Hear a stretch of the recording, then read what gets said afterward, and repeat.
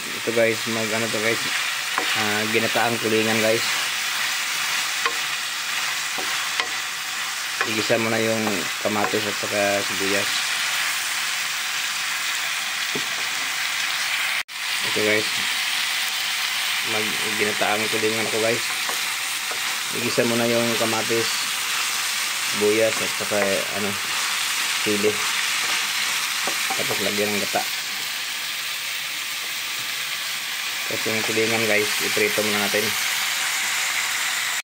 Tapos may ginataan tayo guys.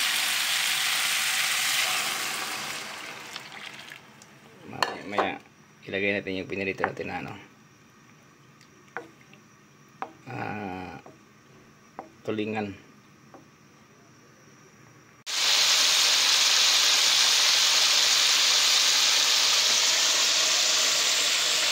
Ayan na guys, nabaliktad na guys.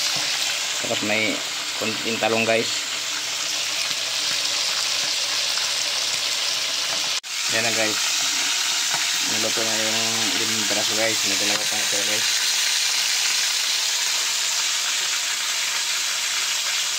Pag matapos yung guys, isabay na yun ilagay dito guys sa ginataan. Ngayon guys, ilalagay natin itong piniritong isda natin guys sa kumukulong ginataan.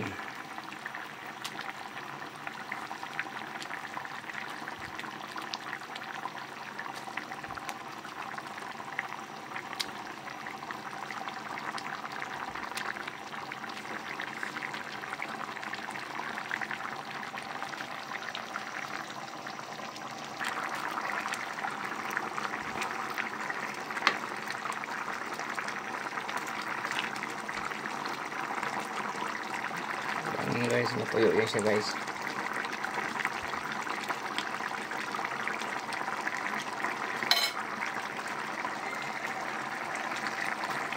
Tapos may talong tayo guys.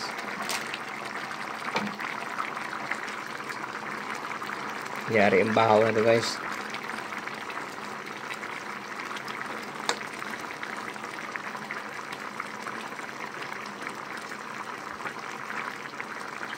Yan siya guys, hanggang medyo matuyo-tuyo siya guys.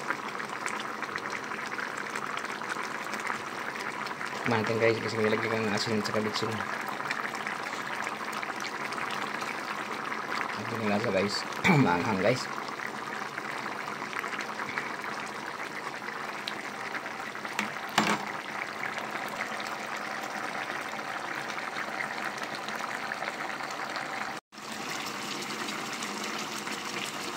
Mukulo guys, masarap to guys. Ginataang tulingan natin, iprito mo siya guys. Okay, mamaya guys, pag malapit kunti na lang ang gata niya guys, yung lasa niya guys nasa loob guys.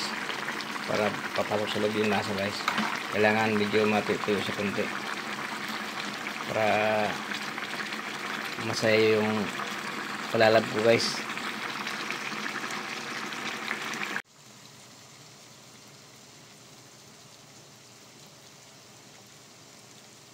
Guys, yan na yung resulta niya guys. Tikman natin ito guys, ang lasa ito guys.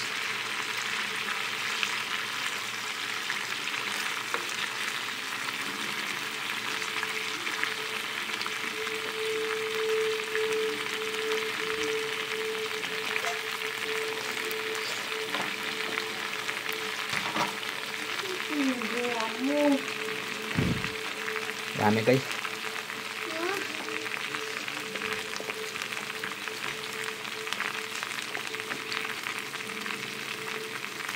Init guys.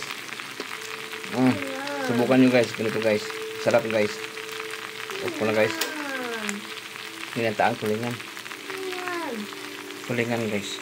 Ayan na siya guys, pinatuyo guys. Yummy to guys, yummy. Sarap guys, manghang. Subukan nyo ganyan ganito guys. Okay guys, bye bye guys. Thank you for watching guys. Don't forget to like and subscribe my channel guys. Bye bye.